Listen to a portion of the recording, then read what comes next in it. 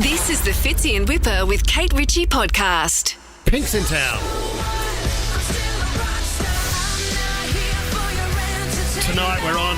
This is so exciting. We've had Pink on the show a couple of times, haven't we, over the years? We have. Always had a great relationship with Pink. Yes.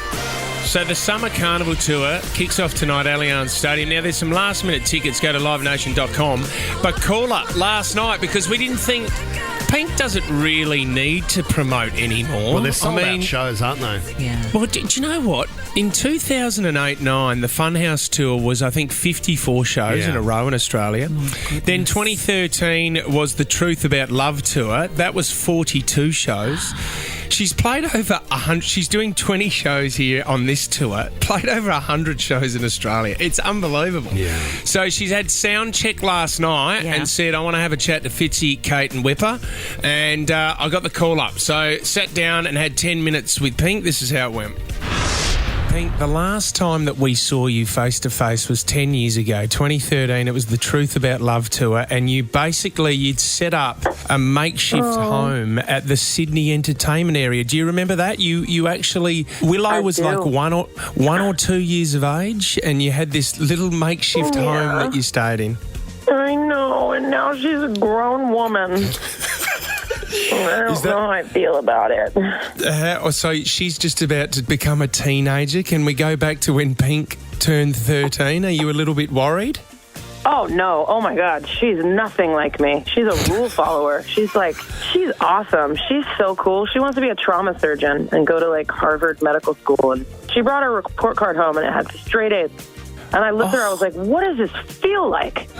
Just describe it in words. So I've got a 14-year-old and a 10-year-old. So that means if she's the sensible one, that means your second child is the crazy one. Is that correct, Jamison? Oh, he's a runaway train. He's going to be a DJ in Vegas. Yeah, no, I'm setting up a fund for his bail. 100%. Dude, that guy is loose. Does he get that from mum or dad? Oh, yeah. No, he's me. He's sensitive. He cries a lot. He's an empath, and he's nuts. He's nuts. Can I ask you, what's your attachment to Australia? Because you've played so many shows here. What is your attachment to Australia? Well, I think, first of all, my manager is Australian. He's from Melbourne and lives in Sydney, and I've just been coming here for a long, long time, and I fell in love right away. I remember we were in Sydney. We took a ferry. I had VB, and I was like, this is awesome. And then I had a show, and instead of people being like, I love you, they were like, we can't hear your mic. Right away, I was like, these are my people. It just kept going from there. And then you guys liked me and got my sense of humor, and no one gets my sense of humor in America, or didn't. And I don't know. It just was a mutual love affair. And also, it's pretty awesome here. It's a very hard place to have a bad time. It is. Do you my think... kids go with me everywhere, so they get to love it too.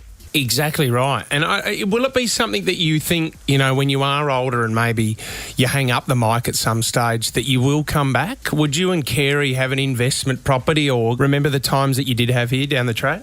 Oh, 100%. This place feels like my second home. I know every city. I have my favorite restaurants.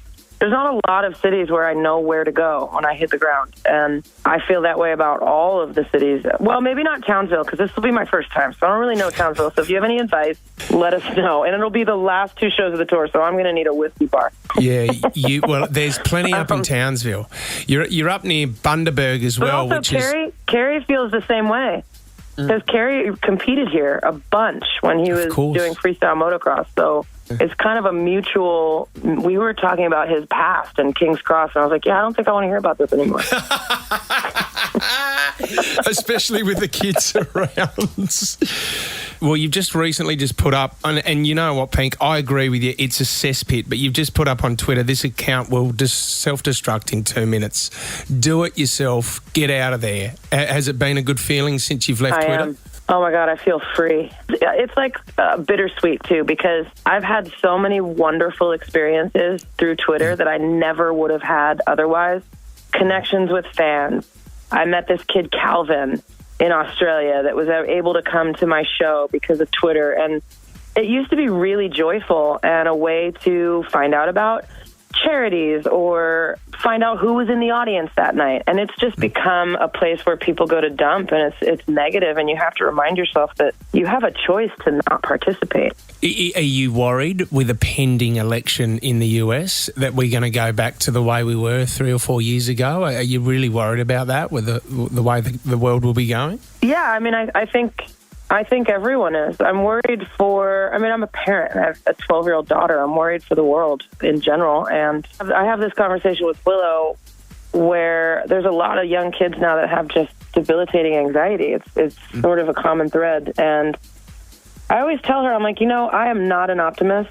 But even after all that, going around the world and doing what we do, we get to see hundreds of thousands of people, all from different ways of life, different beliefs, different everything, coming together to share this experience. It's like sports and music, right? Entertainment.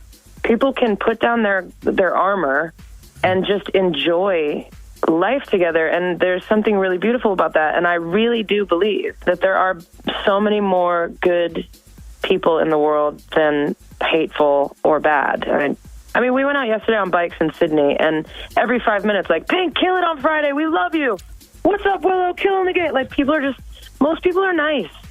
It's just the angry, hateful ones are louder. So, yeah, we're all nervous, but you get through it, and hopefully we make progress, or I'll get a realtor and have you help me find a home. we can do that. Do you know, can I tell you this, though? Mm-hmm. We've been giving away tickets for your show, and the amount of emotion that we've had from people when they win tickets and get to see you. A lot of people, have been doing it tough for the last few years, and to know that they can go along and they can release and they can see your show and walk away with a smile on their faces has been unbelievable. That makes me so happy.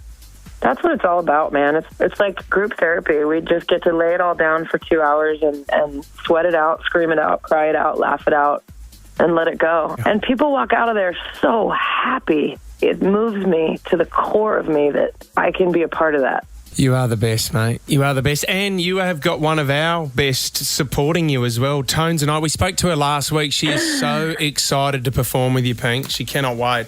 Oh, we're more excited. We're all super fans, but no one is a bigger fan than my daughter, Willow, who every single morning sings, I had a dream that someday. I was like, Willow, pick another song, dude. Well, she's going to love that when we play that back to her. She is going to adore that. But you are a superstar. And we know how busy you are, so we appreciate your time. Now, look, there are some last-minute tickets for anyone out there, Allianz Stadium. You can go to livenation.com.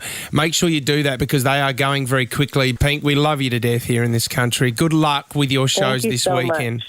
And thank you for your time. Thank you. I'll take it. Speak to you soon. Fitzy and Whipper with Kate Ritchie is a Nova podcast. For more great shows like this, download the Nova player via the App Store or Google Play. The Nova player.